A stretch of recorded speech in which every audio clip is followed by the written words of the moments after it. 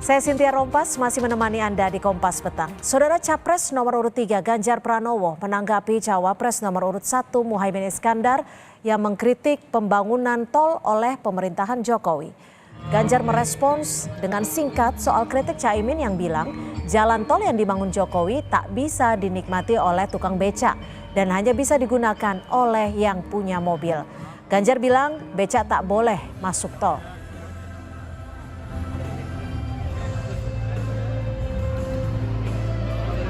Ganjar, Caimin sebut tol tidak bermanfaat untuk tukang becak. Kalau Pak Ganjar sepakat atau ada pandangan lain, Pak? Perhatian dan kehadirannya pada pagi hari ini. Selamat siang dan dirgahayu Universitas Gadjah Mada. Boleh masuk tol.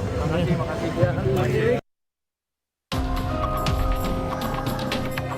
Cawapres nomor urut 1 Muhaimin Iskandar mengkritik pembangunan jalan tol yang masif selama pemerintahan Jokowi. Kata Caimin, meski tukang becak bayar pajak, tapi tukang becak tak bisa menikmati jalan tol. Menurut Caimin, yang seharusnya disediakan pemerintah adalah transportasi umum yang murah dan nyaman. Kemana-mana transportasi publik, transportasi umum harus murah dan enak. Ini kan yang dibangun jalan tol, iya enak bagi yang punya mobil. Kemarin saya ketemu tukang becak. Tukang becak bilang, saya kena pajak, pajaknya dibikin bangun tol, lah kok saya nggak bisa menikmati tol. Putra bungsu Presiden Jokowi yang juga Ketua Umum PSI Kaisang Pangarep berpendapat manfaat jalan tol bisa dirasakan secara tak langsung. Dengan berseloroh, Kaisang bilang justru bahaya kalau becak masuk tol. Ya saya rasa gini ya, sebenarnya jalan tol memang mungkin supir becak tidak bisa menggunakan itu secara langsung, maksudnya menggunakan becaknya. Tapi kan di satu sisi sebenarnya kayak bahan-bahan makanan itu kan logistik itu kan sebenarnya banyak yang lewat jalan tol sebenarnya dinikmati juga gitu. Kalau saya rasa kalau becak masuk jalan tol malah bahaya. Bahayanya kenapa nih Mas? Bahaya gimana nih? Bahaya jalan tol kan mobilnya cepat-cepat semua. Senada dengan Kaisang, tangan kanan Presiden Jokowi di Istana Mensesnek Pratikno menjawab kritikan Caimin dengan menyebut jalan tol bukan untuk becak. Pratikno bilang selain jalan tol untuk konektivitas logistik, jalan desa juga dibangun hingga pelosok. Tapi memang tol bukan untuk tukang becak gimana kok? Tapi kalau secara ekonomi berdampak pada semua lapisan masyarakat ya, Pak? Konektivitas kan, konektivitas. Kalau nggak kan logistik kita jadi mahal sekali. Jadi kan memang konektivitas itu efisiensi logistik ya, tapi juga rasa keadilan. Lu coba bayangin nggak ada tol, macetnya kayak apa kita? Ada tol aja masih macet ya. Ya, bahwa itu semuanya harus lengkap lah. Kan ada bukan hanya tol besar kan, sampai jalan desa kan juga dibangun melalui dana desa. Caimin mengkritik pembangunan jalan tol di acara silaturahmi pimpinan Majelis Taklim se-Kabupaten Bekasi hari Senin. Menyoroti masyarakat yang minim pendapatan, Caimin menyebut pemerintah punya tugas memberi sarana agar masyarakat punya pekerjaan produktif dan tabungan. Untuk itu diperlukan biaya kesehatan dan transportasi yang murah. Tim Liputan Kompas TV.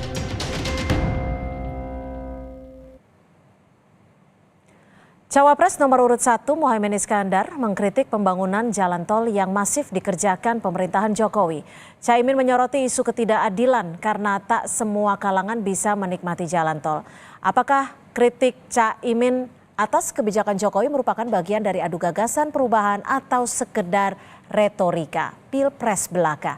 Kenapa pula kritik ini baru disampaikan sekarang oleh Caimin yang partainya adalah PKB masih mendukung pemerintahan Jokowi? Sudah bergabung dengan kami tenaga ahli utama kantor staf Presiden Pak Johannes Joko, dan kami juga masih berupaya untuk menghubungi Wasekjen PKB Bapak Daniel Johan. Halo, selamat sore Pak Johannes. Terima kasih sudah bergabung bersama kami. Cynthia, selamat sore para pemirsa Kompas TV. Ya, terima kasih. Atas kritikan Caimin, bagaimana nih kantor staf Presiden menanggapinya? Ya yang pertama mungkin Caimin udah lupa kali ya Mbak ya, sudah lama tidak merasakan naik kendaraan umum yang lewat jalan tol begitu. Karena yang kita tahu kan jalan tol itu selain gunakan mobil pribadi, dia juga digunakan oleh angkutan umum maupun angkutan barang. Nah, mungkin Caimin selama ini terbiasa dengan menggunakan mobil pribadi sehingga perspektifnya ya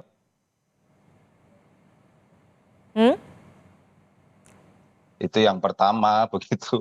Yang kedua ya tentu tadi yang saya sampaikan, jalan tol ini kan fungsinya bukan hanya untuk fungsi kepentingan pribadi begitu, tetapi ini ada fungsi kepentingan umum. Karena kalau kita lihat penggunaan jalan tol hari ini itu selain bagaimana kita melihat manfaatnya, Mbak, manfaat konektivitas, logistik kita bisa terdistribusi dengan lebih efisien, kemudian jarak tempuh yang selama ini misalnya contoh jarak tempuh itu jadi lebih efisien. Contohnya misalnya dulu perjalanan dari Jakarta ke Jawa Tengah gitu, ke Solo misalnya itu kita butuh jalur biasa 12 jam. Tapi sekarang dengan jalan tol 6 jam. Sehingga trayek-trayek bus yang biasanya dulu dia hanya sehari bisa sekali, sekarang ini trayek-trayek bus itu bisa beberapa kali untuk melakukan perjalanan. Ini kan menjadi efisien begitu. Termasuk juga misalnya dulu teman-teman para petani kita ketika mereka panennya sayurnya misalnya ingin didistribusikan ke kota-kota besar di bagian area barat begitu, atau misalnya petani-petani yang ada di daerah Palembang begitu ingin mendistribusikan ke Jakarta butuh waktu dan mereka khawatir dengan hasil panennya bahwa hasilnya bisa busuk gitu hasil panennya, tapi sekarang waktunya lebih singkat sehingga mereka ada keyakinan bahwa hasil panennya bisa terdistribusi dengan baik dan dengan harga yang lebih baik juga begitu, Mbak. Baik, Pak Yohanes, jadi menurut Anda apakah kritik dari Caimin ini hanya berupa gagasan perubahan atau memang retorika pilpres saja nih?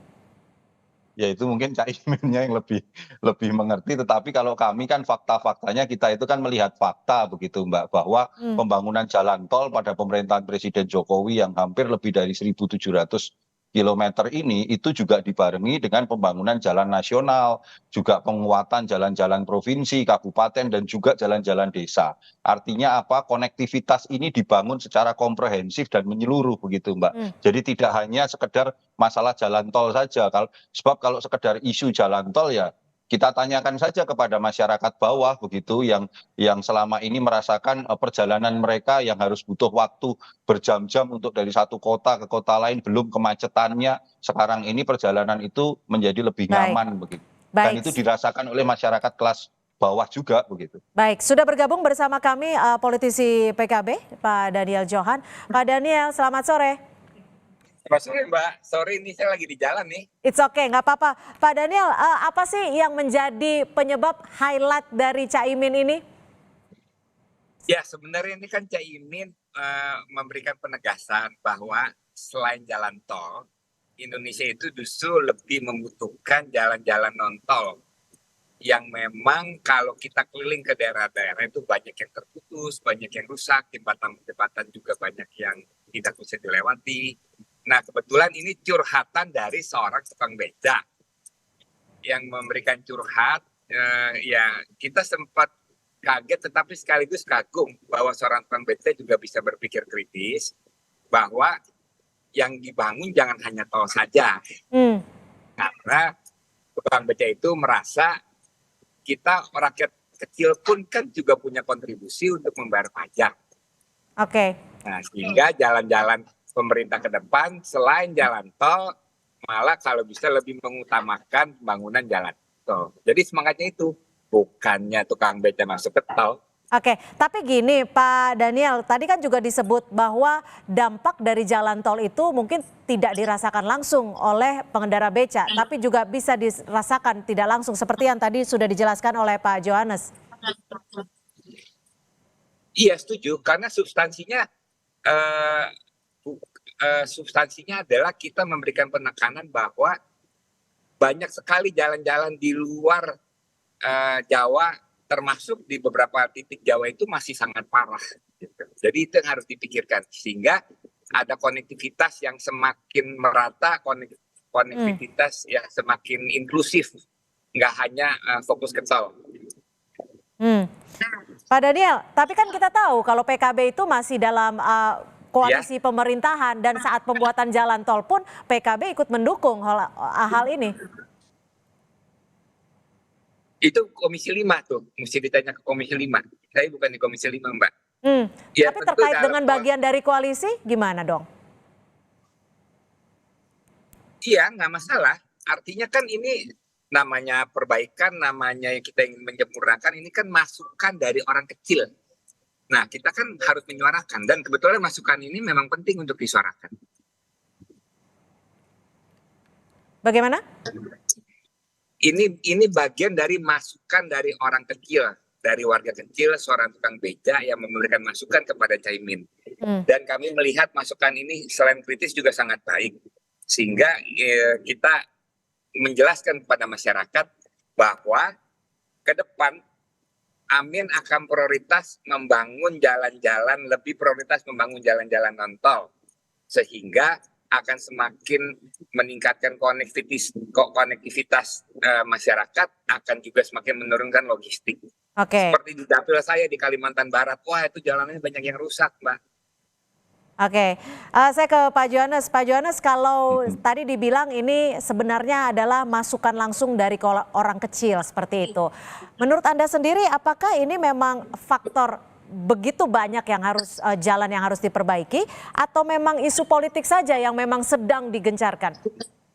Ya kalau menimbang apakah itu isu politik atau tidak, kembali lagi Mbak, KSP itu kan kita ngomong tentang fakta begitu kan. Kalau faktanya hari ini selain jalan tol itu ada jalan nasional yang dibangun oleh Bapak Presiden Jokowi dalam pemerintahan ini tuh hampir sekitar 6.000 kilometer lebih jalan nasional. Belum lagi kita bicara bagaimana penguatan jalan-jalan desa melalui dana desa.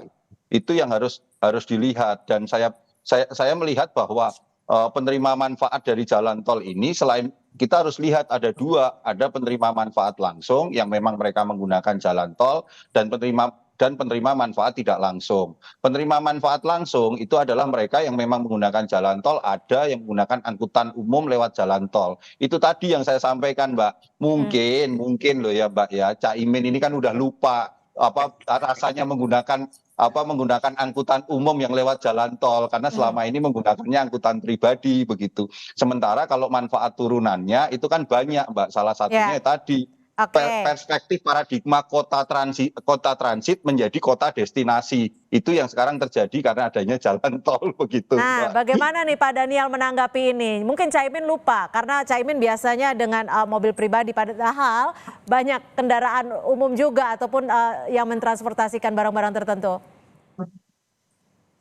Iya, saya rasa nggak masalah. Semangatnya adalah bukan semata-mata terus tidak setuju. Makanya kan Caimin tetap kalau pergi ya karena jalan tol sudah dibangun ya kita manfaatin lah, bukan terus menolak karena tidak dimanfaatin kan. Tetapi kita ingin memberikan penekanan. Nah, tapi memang kita harus butuh data ya. Nah, ini yang harus kita siapkan. Misalkan kita harus membandingkan, misalkan pemerintahan Gus Dur, pemerintahan Mbak Mega, pemerintahan Pak SBY termasuk Pak Jokowi, berapa rasio antara jalan tol dengan jalan non tol. Nah, di situ kan kita baru menilai. Tentu pasti pemerintahan Pak Jokowi selain membangun jalan non tol juga dibangun. Tetapi seberapa panjang rasionya itu yang nanti menjadi pertimbangan. Nah, sementara di kita, nanti Amin itu akan lebih prioritaskan jalan non tol. Sehingga masyarakat di pedalaman itu yang jalannya rusak, pembangunan jalannya kilometernya akan lebih panjang. Pak Daniel, tapi apa sih yang menjadi penyebab jalan tol ini yang di-highlight? Apakah memang ini salah satu bentuk retorika yang ingin diserang kepada Jokowi, atau memang untuk menyesuaikan market audience yang jadi target kampanye? Saya nggak paham, tapi yang pasti kalau nyerang harusnya enggak ya.